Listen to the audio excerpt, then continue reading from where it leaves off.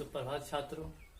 कल के वीडियो में आपको 3 चर वाले रैखिक समीकरण के निकाय का हल करने का पार्ट 1 यानी क्रेमर्स रूल के बारे में बताए थे।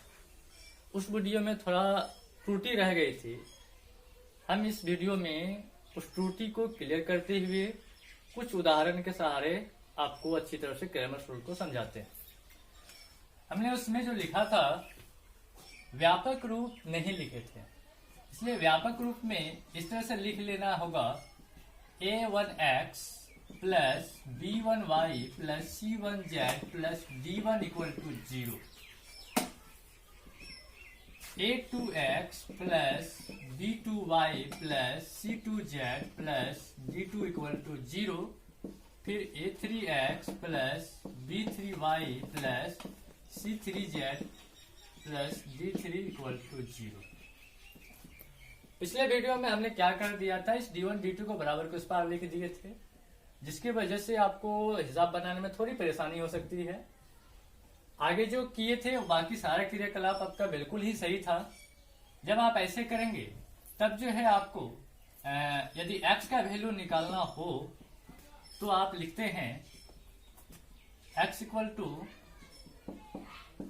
Del x upon del minus sign के साथ, y equal to del y upon del और z equal to minus del z upon del. बाकी जो वैल्यू ऑफ डेल या del x del y del z है वैसा ही रहेगा जैसा पिछला वीडियो में आपको हमने बताया था। चलिए अब उदाहरण के सहारे जो है हम समझते हैं इसको अच्छी तरह से। यदि हम यहाँ पर ले लेते हैं 3 समीकरण x plus y plus z equal to दिया हुआ है 1, x plus 2y plus z equal to 2, x plus y plus 2z equal to 0। जब इस तरह से आपको दिया हुआ रहे तो आप इस समीकरण को थोड़ा एडजस्ट करके लिख लेंगे। इसको इस तरह से लिखेंगे x plus y plus z minus 1 equal to 0, x plus 2y plus z minus 2 equal to 0, x plus y plus 2z equal to 0। अब देख लीजिए, सबसे पहले हम लोग डेल लिखेंगे। डेल में जो आप लिखते हैं coefficient of x, y and z determinant के फॉर्म में, तो यहां देख लीजिए 1 1 1 1 2 1 1 1 2। अब जब आप इसका डिटरमिनेंट तोड़िएगा तो तोड़ने पर आपका इसका जो वैल्यू मिलेगा वो वैल्यू है आपका, चलिए तोड़कर देख लेते हैं, 1, इनको लिए ढक दिए।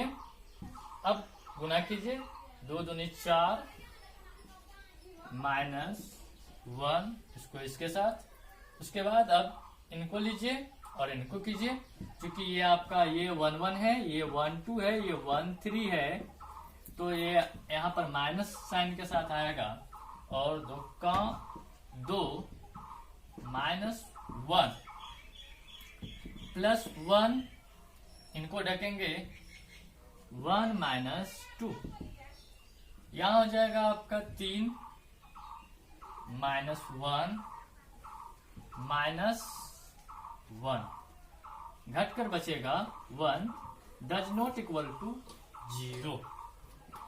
यहां डेल का वैल्यू 0 नहीं आने का मतलब हो गया कि इस समीकरण निकाय का जो हल होगा वो आपका अद्वितीय हल होंगे, यानी कि ये समीकरण निकाय कंसिस्टेंट है। आप यह लिख सकते हैं कि समीकरण निकाय का अद्वितीय हल होंगे, और आप ये कह सकते हैं कि आपका जो ये समीकरण निकाय यह अविरोधी है यानी कंसिस्टेंट है। तो चलिए कंसिस्टेंट है तो बाकी वैल्यू यानी कि x, y और z का वैल्यू आपको कैलकुलेट करनी है। तो इसके लिए आपको चाहिए डेल x। यदि आपको डेल x निकालना हो डेल एक्स इक्वल टू, जब आप डेल एक्स लेंगे तो एक्स के कोफिशिएंट को आप यहां पर देखेंगे, उसमें नहीं देखेंगे क्योंकि आपका व्यापक ग्रुप में है। एक्स के कोफिशिएंट को छोड़ दीजिए, बाकी आप सबके कोफिशिएंट को लिख लीजिए। 1 2 1 1 1 2 -1 -2 और 0। जिस तरह से इसको तोड़े उस तरह से ये डेल एक्स को भी तोड़ेंगे, और तोड़ने पर आपको मिलेगा इसका डिटरमिनेंट का वैल्यू -1। आप तोड़ सकते हैं, बहुत इजीली तरीका है तोड़ने का, आप अच्छी तरह से तोड़ सकते हैं। इसी तरह से डेल वाई लिखेंगे, और जब डेल वाई लिखेंगे तो 1 1 1 1 1 2 -1 -2 0। अब जब इसको आप तोड़ेंगे तो इसका वैल्यू आपको मिलेगा 1। चलिए अब आगे फिर डेल जेड तोड़ते हैं।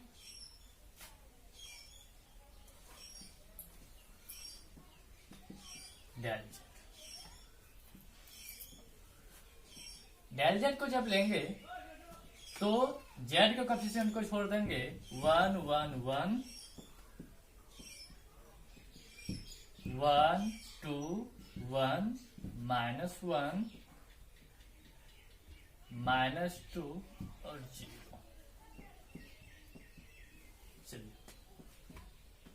अब इनको तोड़ना है। चलिए ऐसा करते हैं, इनको तोड़ भी लेते हैं, देखते हैं क्या मिलता है। 1 फिर ढके, 2 गुना 0 0 हो जाएगा, माइनस माइनस प्लस 2 हो जाएगा, -1 इनको ढके, 1 गुना 0 1 हो जाएगा, माइनस माइनस प्लस 2 हो जाएगा। उसके बाद -1 क्योंकि प्लस माइनस माइनस हो जाएगा, इनको रखिएगा 1 -2 2 -2 और minus minus plus 1 equal to 1। अब आप वैल्यू ऑफ एक्स निकालना है, तो x equal to minus del x upon del, और जब आप वैल्यू ये पुट कर रहे हैं तो आपको वैल्यू मिल रहा है 1। y equal to del y upon del equal to हो जाएगा 1। z equal to del z upon del equal to हो जाएगा -1। तो इस तरह से आप ये सॉल्व कर सकते हैं। तो आपको देखिए कि डायरेक्ट आप जो है समीकरण से भी किस तरह से ये del x del y del z लिख सकते हैं। यदि आप इस तरह से नहीं, आप ये निकालना चाहते हैं, जैसे कि ये आपका इक्वेशन दिया हुआ है, हम पुनः जो है इसको, जैसे ये सपोज में जो यहाँ डायरेक्ट लिख दिए, हम पुनः इसको लिख करके दिखा दे रहे हैं। यदि आपको x लेना है तो x अपॉन लेंगे, और ये सबसे पहले इसको इस तरह से लिख लीजिएगा x y z 1, उसके बाद a1 b1 c1 d1 a2 b2 c2 d2 a3 b3 c3 d3। और उसके बाद जो है जब x लेंगे तो पूरा ये x वाले को ढकेंगे और इनको ढकेंगे, बाकी जो बचा वो इसके बटा में लिख देंगे। b1 b2 b3 c1 c2 c3 d1 d2 d3। y equal to, यही जो आपका जो ये फॉर्म है ये आपका डेल एक्स का फॉर्म है। अब यहाँ पर देख लीजिए ये 1 1, ये 1 2, ये 1 3, ये 1 4 है, ये 3 हो रहा है, इसलिए यहाँ पर साइन माइनस लेंगे, और यहाँ जब फिर वैसे ही लिख लेंगे हम लोग। तो ये y वाले का ये टर्म्स आपका, ये y का जो कोफिशिएंट है ये नहीं लिखा जाएगा, बाकी इसके साथ इसको लिख दिया जाएगा। a1 a2 a3 c1 c2 c3 d1 d2 d3। इसी तरह से जो है जब आप यहाँ जाएंगे तो 4 हो जाएगा, तो z लिख दिया जाएगा, फिर यहाँ पर जाएंगे तो -1 हो जाएगा, और उसको कोफिशिएंट छोड़ करके जो आप नीचे लिख सकते हैं और सॉल्व कर सकते हैं। तो ये रहा कि आप कैसे जो है क्रेमर्स रूल के सहारे आप एग्जाम्पल यानी हिसाब बनाएंगे अपने गणित से। इस आधार पर जो है एक और हम आपको हिसाब बना करके दे रहे हैं, आप अच्छी तरह से देखिएगा।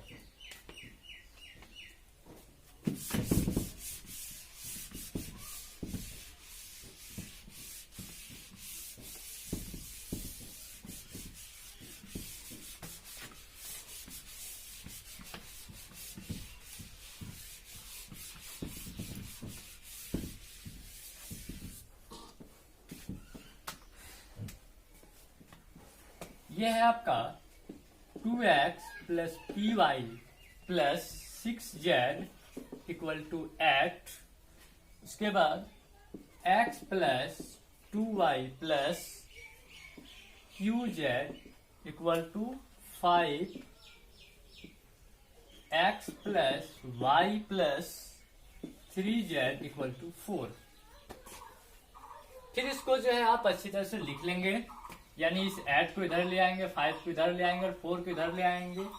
इस तरह से सोच करके जो है आप इसमें इमेजिन करेंगे। यहाँ पर आपको ये जांच करना है कि P और Q के किन मानों के लिए इस समीकरण युग्म का एक यूनिक सॉल्यूशन होगा, यानी कि अद्वितीय हल होगा, या अनेक हल होंगे, या कोई हल नहीं होंगे। ये तीनों शर्त इस समीकरण में जानना और P और Q का वैल्यू आपको कैलकुलेट करनी है। तो चलिए हम लोगों को पहले ये जान लेना है कि इसका यूनिक हल के लिए तो आपको सबसे पहले चाहिए डेल। आप निकालेंगे तो आप कोएफिशिएंट लेंगे 2, 1, 1, P, 2, 1, 6, Q, 3, ये। अब जो है इनका डिटर्मिनेंट भी तोड़ लेंगे, और जब इसका डिटर्मिनेंट तोड़िएगा तो आपको मिलेगा, चलिए तोड़ लेते हैं, देख लीजिए 2 इंटू 3 दूना 6 माइनस Q, उसके बाद माइनस P इंटू देख लीजिए 3 minus Q plus 6 into 1 minus 2, 6 दूनी 12 minus 2Q minus 3P plus PQ, यहाँ हो जाएगा प्लस 6, सॉरी माइनस 6। अब ये PQ को पहले लिख लीजिए, PQ minus 2Q minus 3P, यहां 12 में से 6 घटेगा माइनस 6, सॉरी प्लस 6। अब कॉमन ले लीजिए, देख लीजिए यहाँ कॉमन क्या आ रहा है आपका, यहाँ कॉमन आ रहा है Q, और तब आपका हो जाएगा यहाँ पे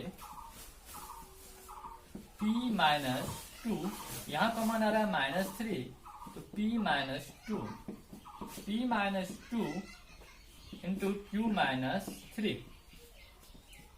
चलिए ये वैल्यू ऑफ डेल हो गया। अब यदि हम लोग चलिए और भी चीज वैल्यू निकाल ही लेते हैं, डेल एक्स निकाल लेते हैं।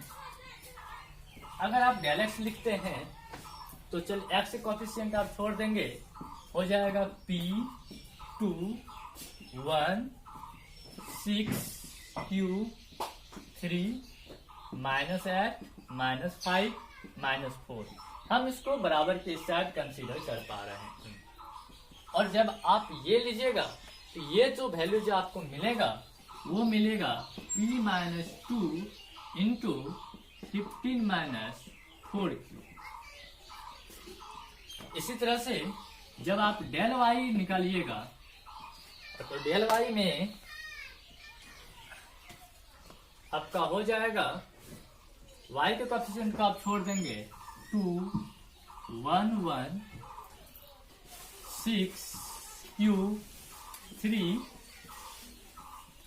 -8 -5 माइनस, और जब आप इसका कैलकुलेशन कीजिएगा तो इसका वैल्यू जो आपको मिलेगी वह वैल्यू होगा इसका 0। इसी तरह से जब आप डेल जेड निकालेंगे,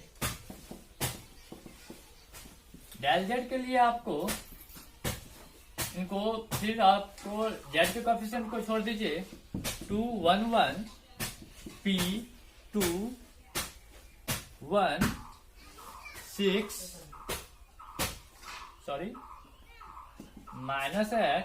-5 -4, और ये वैल्यू जो आपको मिलेगा आप तोड़ करके इसको निकाल सकते हैं। चलिए इसको तोड़ लेते हैं और देखते हैं क्या मिलता है। 2 इंटू, इनको ढक लिए, 2 दूनी 4 दूनी 8 -8 plus 5 minus P into -4 plus 5 -8 into 1 -2 -3 3 दूना 6 plus 1 minus P plus 8 2 minus P। चलिए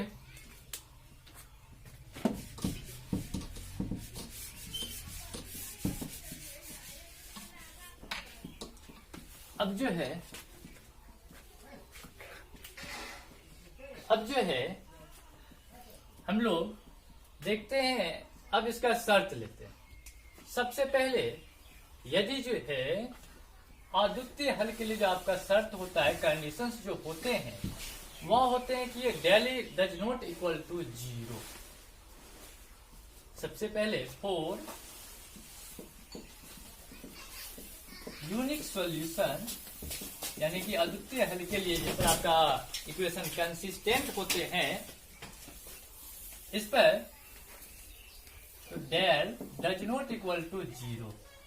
यदि डेल का वैल्यू 0 नहीं हुआ, इसका मतलब ये हुआ कि P - 2 does not equal to 0, P does not equal to 0, Q - 3 does not equal to 0, Q does not equal to 0 3। तो आपका यूनिक सॉल्यूशंस के लिए जो है आपका, यानी एक हल के लिए P का मान आपका 2 नहीं होना चाहिए और Q का मान आपका 3 नहीं होना चाहिए। दूसरा जो, यदि इफ डेल इक्वल टू हो जाए 0 तो 2 संभावना बनता है आपका, P इक्वल टू 0 और P equal to 2, Q equal to 3। अब यदि हम लोग एक कंडीशंस लेकर चले कि यदि आपका P इक्वल टू हो जाए 2, P इक्वल टू 2 ले ले, Q का वैल्यू चाहे जो भी हो, तो आपका डेल एक्स जो है वह हो जाएगा 0। इसके साथ साथ आपका डेल जेड भी है, ये हो जाएगा आपका 0, और डेल वाई ऑलवेज पहले से ही 0 है। इसका तात्पर्य यह हो गया कि तीनों हो गया आपका 0, और तीनों 0 होने का मतलब ये हो गया कि ये जो आपका P बराबर 2 पर समीकरण निकाय का जो है, समीकरण निकाय का अनेक हल होंगे, अनेक हल होंगे। यदि आपका Q इक्वल टू हो जाए 3 और P does not equal to 2, तो ऐसी अवस्था में del x does not equal to 0 as well as del z does not equal to 0, यानी कि समीकरण निकाय का कोई हल नहीं होगा। तो अद्वितीय हल के लिए यह जरूरी है कि P का वैल्यू 2 के बराबर नहीं होना चाहिए और Q का वैल्यू 3 के बराबर नहीं होना चाहिए। अनेक हल के लिए यह जरूरी है कि P का वैल्यू 2 के इक्वल होना चाहिए, चाहे Q का वैल्यू चाहे जो भी हो जाए। और कोई हल के लिए नहीं, कोई भी हल नहीं हो, इनकंसिस्टेंट हो, इसके लिए आपका Q का वैल्यू 3 ले ले और P का वैल्यू जो है आपका 2 नहीं होना चाहिए। यह संदर्भ में आपका जो है कोई हल नहीं होंगे। आशा करते हैं कि अब क्रैमर्स रूल का इस्तेमाल आप 3 चर वाले रैखिक समीकरण बनाने में, खास करके नॉन होमोजेनियस फंक्शन में कैसे होगा आप ये समझ गए होंगे। अब जो है आगे होमोजेनियस फंक्शन के बारे में बातें कर लेते हैं।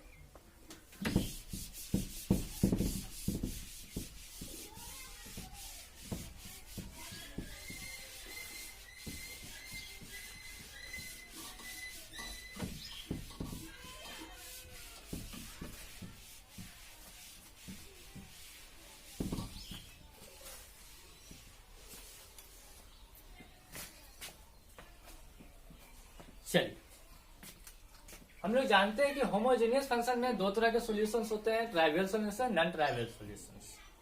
ट्राइवियल सॉल्यूशंस का तो सीधा सा कॉन्सेप्ट है आपका कि डेल और इक्वल टू नहीं होना चाहिए 0 का, और ऐसे संदर्भ में x equal to 0, y equal to 0 और z इक्वल टू 0 हो जाएंगे, जो आपका अद्वितीय हल होंगे और कंसिस्टेंट होंगे।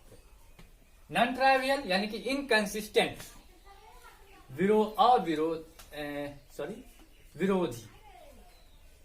विरोधी होंगे। तो ऐसे अवस्था में जो है, चलिए देखते हैं।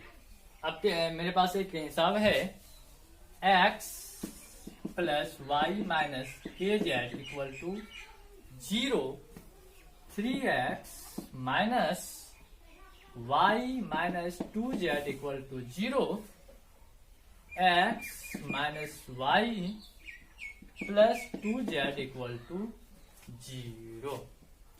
और ये कहा जा रहा है कि ये नॉन ट्राइवियल सॉल्यूशंस है इनका। ये एक होमोजेनियस इक्वेशन है जिसका नॉन ट्राइवियल सॉल्यूशंस है। और नॉन ट्राइवियल सॉल्यूशंस है, इसका सीधा सा मतलब हुआ कि डेल इक्वल टू 0 और फाइंड द वैल्यू ऑफ के का वैल्यू आपको कैलकुलेट करनी है। तो चलिए ले लीजिए 1 3 1 1 माइनस 1 माइनस 1 माइनस के माइनस 2 2, चलिए इक्वल टू 0। जब इसको तोड़ेंगे 1 माइनस 2 माइनस 2 माइनस 1 माइनस 1 लिए 3 दूना 6 माइनस माइनस प्लस 2 माइनस के खोलिए माइनस 3 प्लस 1 इक्वल टू 0। यहाँ 2 2 4 -4 -8 minus minus plus 2k equal to 0, k equal to 6। पहले कहा जा चुका था कि ये इसका जो समीकरण निकाय का जो आपका सॉल्यूशंस है वो आपका नॉन ट्राइवियल सॉल्यूशंस है। तो k का वैल्यू आपको ज्ञात करना था और k का वैल्यू आपका निकला 6। चलिए k बराबर 6 होगा तो ही इसका सॉल्यूशंस नॉन ट्राइवियल होगा, अदरवाइज इसका सॉल्यूशंस ट्राइवियल हो जाएगा। तो ऐसी स्थिति में इसके पास जो हल जो होंगे वो अनंत हल होते हैं, ये ऑलरेडी आप लोग जान चुके हैं। तो अनंत हल के बारे में जब आपको जानना हो तो हम लोग चलिए इसका इक्वेशन 1, इसको इक्वेशन 2, इसको इक्वेशन 3 मान लेते हैं। वो भी तब जब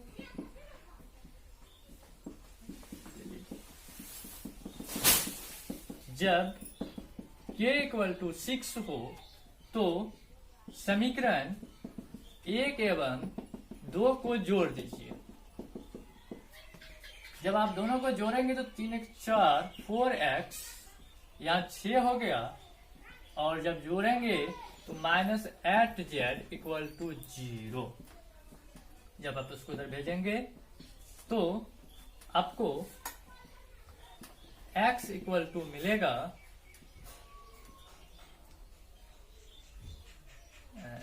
लिख लीजिए 4z इक्वल टू 2z, यानी कि z इक्वल टू x/2।